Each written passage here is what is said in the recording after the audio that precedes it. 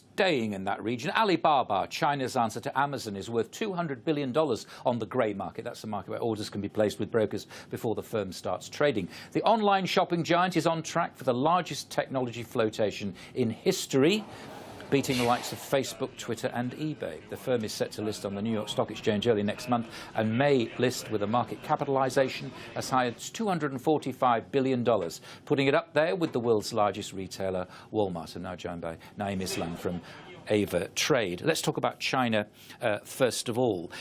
Are you concerned about what's going on? Because it's a bit like Europe. We get these figures every week, don't we? And we look, well, you know, doesn't look quite as strong as it ought to be. Do you feel it's working well, or do you feel it's getting weaker? I think if we compare the market where the Chinese are today as compared to the start of the year, we are much better in China. I'm not going to write this data. I'm just going to say that, okay, this is a one-off reading and the Chinese economy is still very, very strong. And then we have a 7.5% GDP target. As long as the government is behind this, the Chinese economy is going to carry on going on the upside, and perhaps this is a kind of an opportunity, because as long as the central banks are behind them and pushing stimulus in the market, there's an opportunity.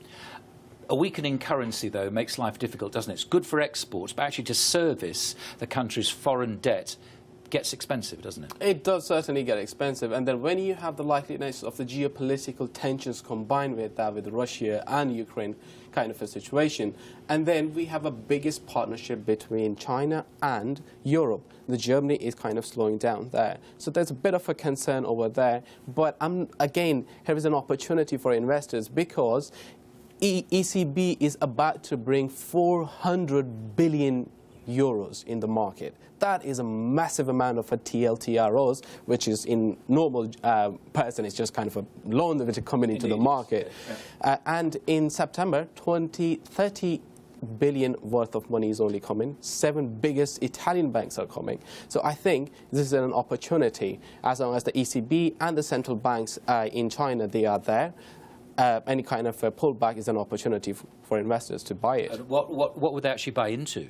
Well, Alibaba, for example, I mean, like, that's the biggest IPO of the history. How much was Facebook? Was about 16 billion. This is a 20 billion worth of a market. Now, Michael, the thing about the Alibaba is how they can play. Of course, you can go and buy the IPO.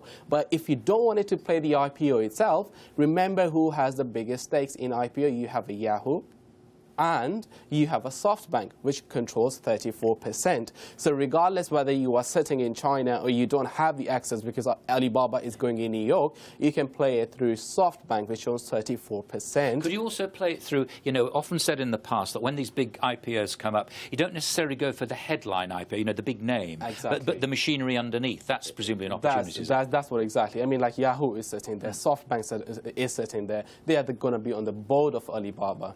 The company has doubled its revenue, and according to their filing for this year, their profit nearly trebled, $3.1 billion. Thanks very much indeed for joining us. Thank you.